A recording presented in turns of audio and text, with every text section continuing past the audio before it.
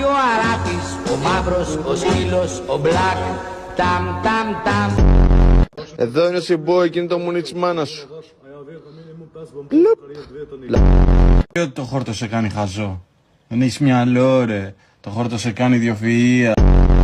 Τέρμα η χωριάτικη σαλάτα. Από εδώ και πέρα μόνο μελιτζάνο σαλάτα. Μελιτζάνα ρε! Τα βρέκα ρε! Ρε μου λέω πάνω τσίψα μότρο μου ρε πει. Τι έχεις πάνω σου? Ποτέ μη πίνετε πρέζα. Να προσέχετε να μην γίνετε πρεζάκια σαν και εμένα.